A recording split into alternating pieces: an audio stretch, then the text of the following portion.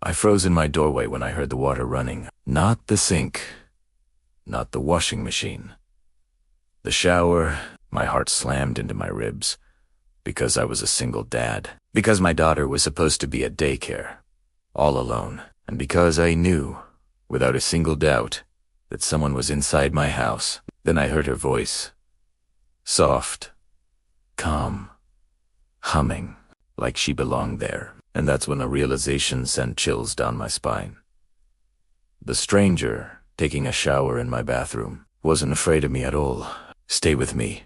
Because what she did next changed my life forever. My name is Ethan Carter, and for the last 4 years, my world had been painfully small. Just me. And my 6-year-old daughter, Lily. Her mom left. When Lily was 2, no goodbye. No explanation. Just an empty side of the bed, and a silence that never really went away. I worked construction during the day, delivered groceries at night, slept for hours if I was lucky. Every single decision I made revolved around one thing: keeping Lily safe. So when I came home early that Tuesday afternoon because the job site got rained out and heard the shower running, my first thought wasn't fear. It was pure panic. I stepped inside quietly. The front door wasn't broken. The windows were all locked. Nothing was missing. Steam was drifting down the hallway. And then I saw it. A pair of women's shoes by the bathroom door. A damp towel thrown over my couch. I grabbed the closest thing I could find, a heavy baseball baton. Pushed the bathroom door open. "Hello?" I said, my voice shaking. The shower stopped. A heavy silence hung in the air. Then the curtain slid back. And standing there, wrapped in a towel, completely calm, was the most unexpectedly beautiful woman I had ever seen. She looked at me, smiled, and said, "Oh, you're home early." Just like that. Like this was normal. Like she belonged there. I demanded answers. My heart was still pounding, but she was so calm it was unnerving. Turns out, her name was Claire. She was a friend of my landlord's niece, who used to live here before I moved in. There had been a massive mix-up. An old spare key. A completely unbelievable mistake. But here's the part that really stuck with me. She didn't scream. She didn't cry. She didn't even seem embarrassed. She looked relieved, and then she noticed something behind me. The tiny pink backpack by the front door. "Do you have a kid?" she asked softly. He just nodded, unable to speak. That's when everything changed. Her confident smile faded. Her eyes softened with something I couldn't quite place. And she whispered, "I grew up without a dad." We sat at the kitchen table like two strangers in a movie scene that didn't make any sense. She told me her story. Recently divorced. Lost her job. Came back to town with absolutely nowhere to go. She hadn't broken in. She was just lost. Then my phone rang. It was the daycare Lily was sick. Claire watched my face fall as I listened to the nurse, and without a moment's hesitation, she said something no stranger had ever said to me before. "Go get her. I'll wait." When Lily and I got home, she was pale, tired, and scared Claire was still there. She knelt down to Lily's level. "Hi, Lily," she said gently. "I'm Claire." And my daughter smiled. Not a polite, forced smile.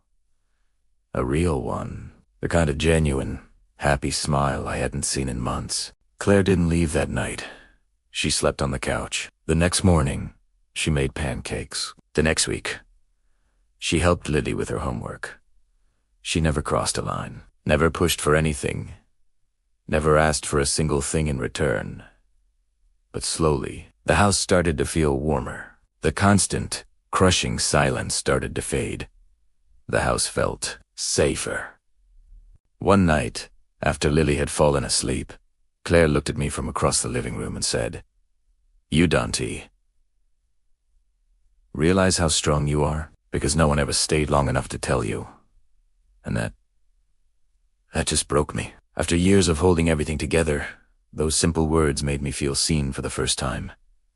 A month later, Claire packed her bags. She had found a job, a place of her own. I thought that was it. The end of this strange, wonderful chapter. But before she left, she handed me an envelope. Inside was a bank deposit receipt. She had paid 3 months of my rent. I tried to refuse, to heave it back.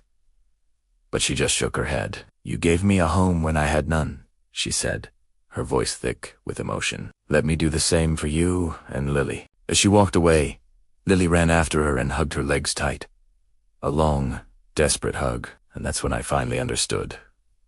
Some strangers don't come to take from you. They come to remind you that you're not alone. 3 months after Claire walked out of my apartment, I told myself it was finally over. Life settled back into a numb routine. Work in the morning, dinner with my daughter, Lily, at night, paying bills, doing laundry, and dealing with the heavy silence that filled our small space. But the house felt different. It wasn't just quieter. It felt unfinished, like a story that stopped mid. One evening, Lily was sitting beside me on the couch, her little legs tucked under a blanket, coloring quietly. The only sound was the crayon scratching against paper. After a long pause, she looked up at me, her eyes wide and serious, and asked, "Daddy, why did the lady who fixed our home leave?" I felt my chest tighten. I didn't know how to answer her, because Claire hadn't just fixed the leaky sink, or the broken cabinet door, or the boring routine of our days. She had fixed something in us, something I didn't even know was broken. I noticed that after she left, Lily stopped drawing her usual rainbows and sunny skies. Instead, she started drawing houses with doors that were sealed shut, doors that never opened. Every single night before bed, she'd ask the same heart-wrenching question: "Is Claire coming back?" And every single night, I told the same lie, a lie that tasted like ash in my mouth. "Maybe someday, sweetie." But the truth was, I didn't think she would. I had pushed her away, convinced myself that our messy life was too much for anyone to step into willingly. Then, one Friday afternoon, something shifted. A letter showed up in our mailbox. It was a simple white envelope with no return address. Just my name written across the front in a familiar, elegant handwriting that I recognized instantly. My hands started shaking before I even managed to tear it open. Inside, there was a single page and a small, silver key. The letter was short, but every word hit me like a tidal wave. It said, "Some people walk into your life by accident, but leave on purpose so you can decide if you be brave enough to follow what truly matters." And at the bottom, there was an address. An address across town. In that moment, something inside me snapped. I didn't overthink it. I didn't let the fear and doubt talk me out of it. I grabbed Lily's jacket from the hook by the door, scooped her up into my arms, and put her in the car. It was the first decision in months that felt right, that felt real. As we drove, the sky opened up and rain started pouring down, blurring the world outside. The traffic slowed to a crawl, and every mile felt heavier than the last. My mind was racing. What if I was wrong? What if I'd misunderstood everything?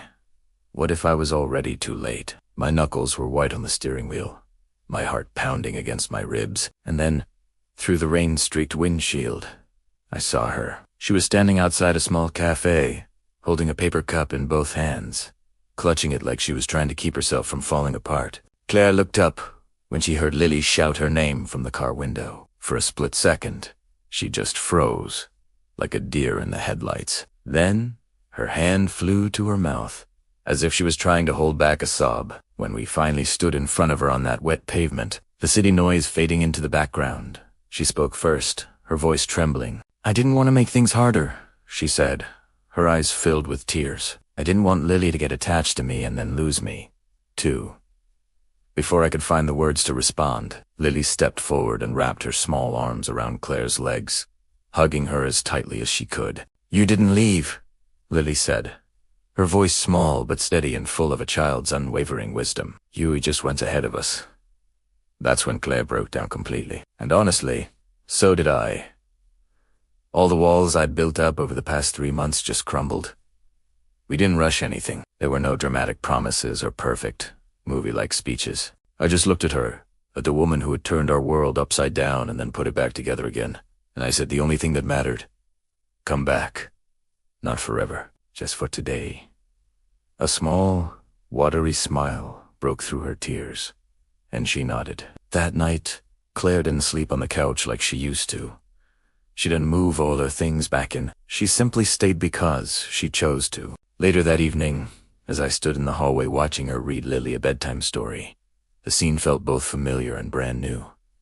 I thought about the very first time I saw her, a complete stranger in my bathroom, steam hanging in the air, a moment that felt like pure chaos. Now, standing in that same hallway, I finally understood something I never had before. Life doesn't always knock politely on your front door. Sometimes it barges in uninvited, shakes up everything you thought was settled and secure, and leaves behind something infinitely better, but only if you're brave enough to let it. So, if you've ever been afraid to open that door again, afraid to trust someone with your heart, afraid that love has already passed you by, I want you to remember this. The right people don't arrive perfectly packaged at the perfect time. They arrive unexpectedly, often in the middle of a mess and day. Not because they have to, but because you finally let them. Because you were brave enough to let them in. Thanks for watching. If this story resonated with you, please consider subscribing. It means the world to us.